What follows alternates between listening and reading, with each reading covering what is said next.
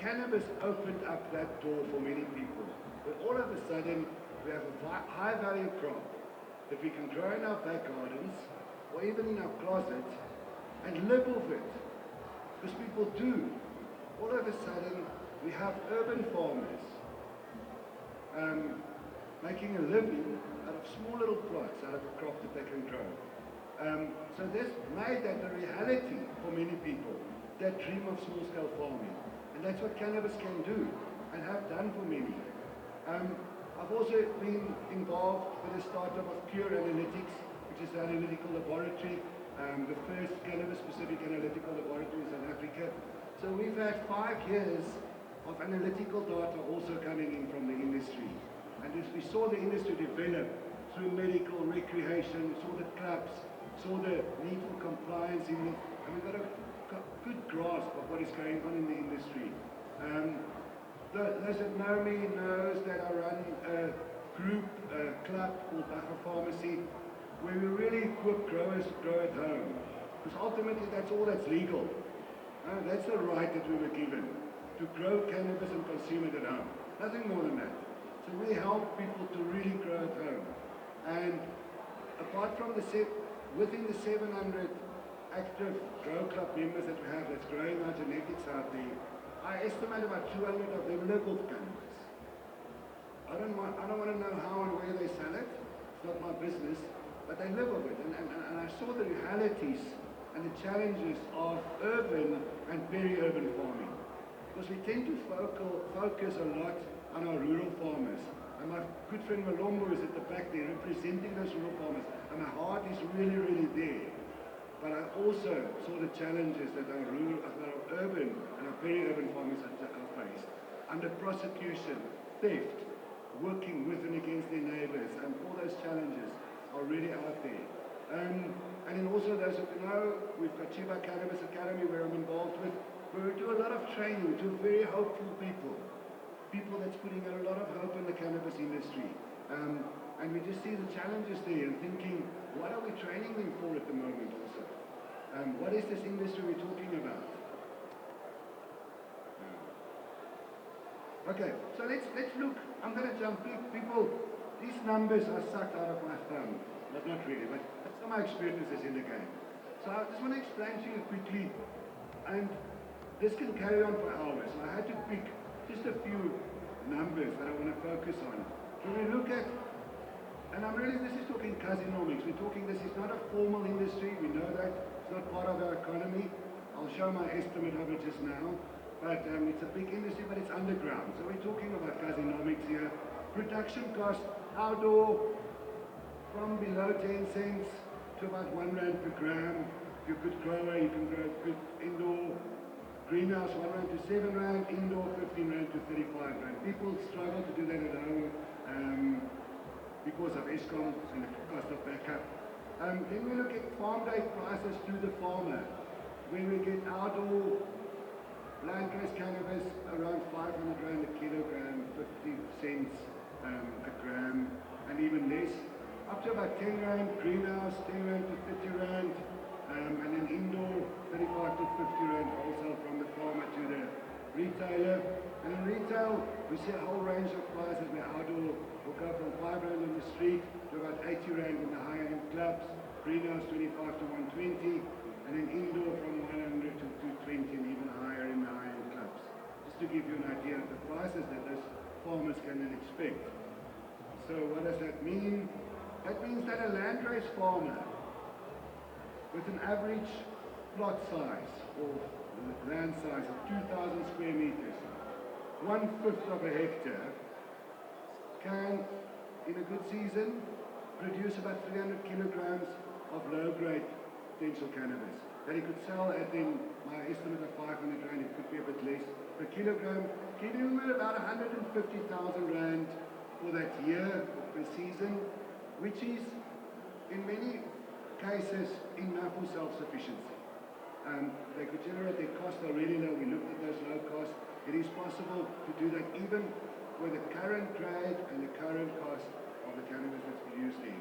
Then we look at the urban farmer that can, in 100 square meters, which is big, completely illegal still, but people do it, where they can try and get consecutive harvests, maybe 2 to 3 harvests per year, where you can out of a 100 square meter plot produce higher grade cannabis under the right conditions, where you can do 30 kilograms at 15 rand a gram, or 15,000 rand a kilogram, where the numbers increase with higher cost, obviously.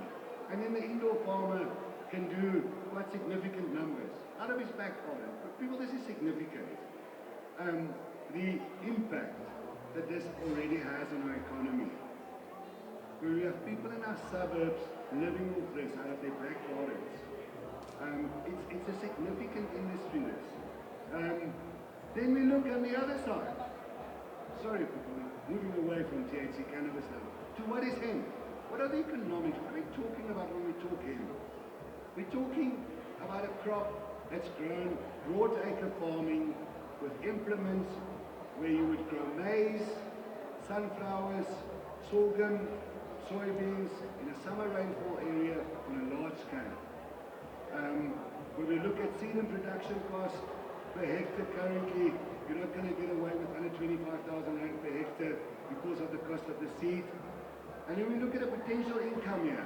And this is numbers per hectare, people.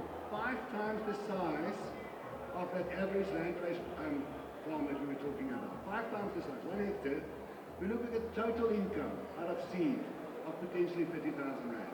Because that is what we offered for hemp seed internationally. That's the commodity price. It's not the 150, 200 rand that we find it in Spar. This is what the farmer will get for it. The stalk. If you grow for seed, you're lucky to get 15 tons of stalk that you can sell to one of our brick makers in South Africa for 1,500 rand a ton. An agent will pay you less. Maybe 22,500 there. Will give you, if you're lucky, a gross profit of 27,500 per hectare per year for your crop. So for a farmer that has got 100 hectares or 1,000 hectares, those are significant numbers. They often make a lot less than that from maize or from sunflowers, when they make 2,000, 3,000, 4,000 rand per hectare. Those are significant numbers. But it doesn't make sense for the rural, urban, or indoor farmer, in my opinion. No sense. CBD, people talk about CBD as a potential there under a hemp permit for a rural farmer. 35 rand per kilogram. We're talking for the landrace guys, maybe 500 rand per kilogram, 50 cents per gram. Here we're talking cents per gram.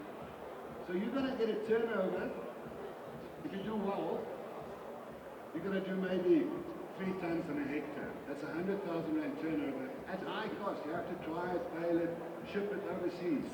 And then smokable flour, maybe a bit more, but not a great industry. So let's look at some numbers while we're at it. And these are my estimates, but let's look at currently. And I think these are conservative numbers, actually.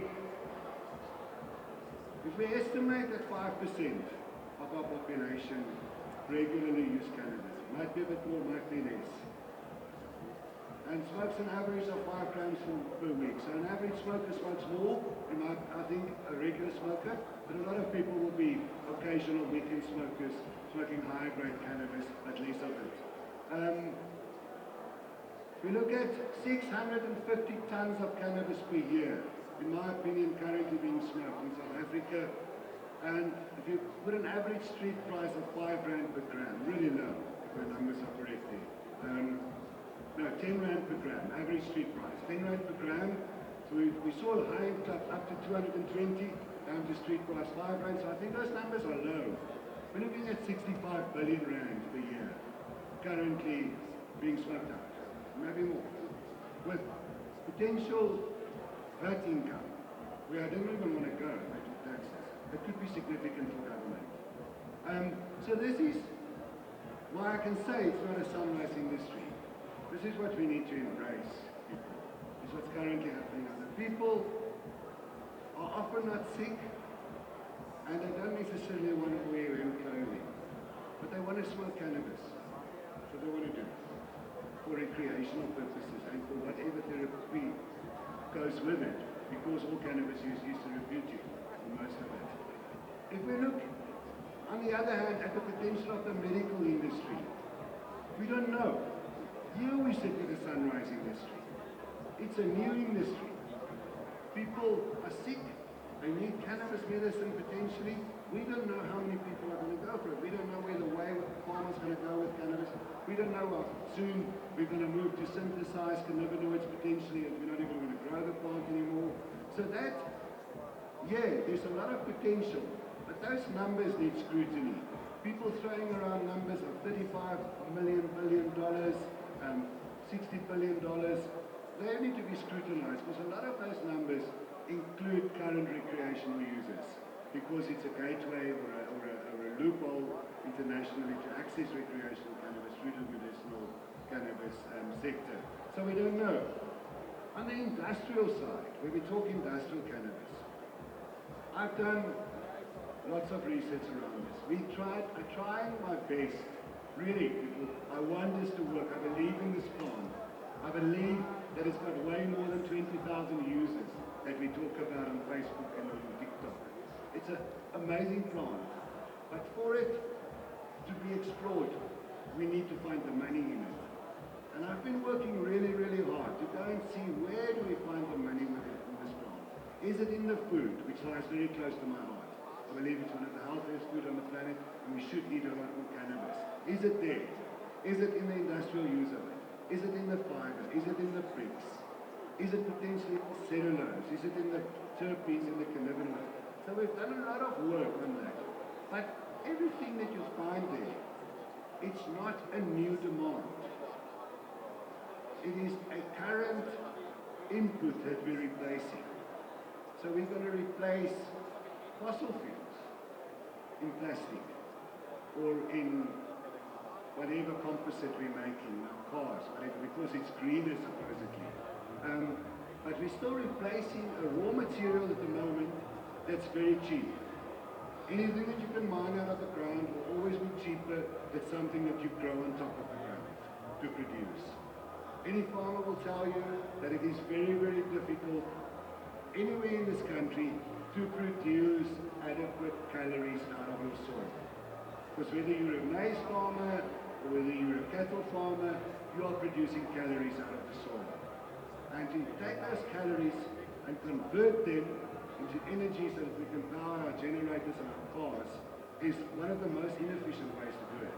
So we need to look at what are we replacing, how big is that industry currently, because if we can identify that and say, listen, the shipping fuel industry is currently X amount of $1 billion per year, we can replace maybe 2% of that, we have a number. But we don't even have those numbers as far as, and that is not hemp biofuel, we're talking biofuel in general, so we're competing with a lot of other inputs here too. And then, is it new money or not? I don't see a lot of new money here. We're not creating a new industry. There's very little in hemp, like I said, that's new to the world. We are just replacing a lot of what we know with a better material, more healthy. Hemp clothing is healthier than cotton clothing, not only for the environment, but for the person wearing it. We know that.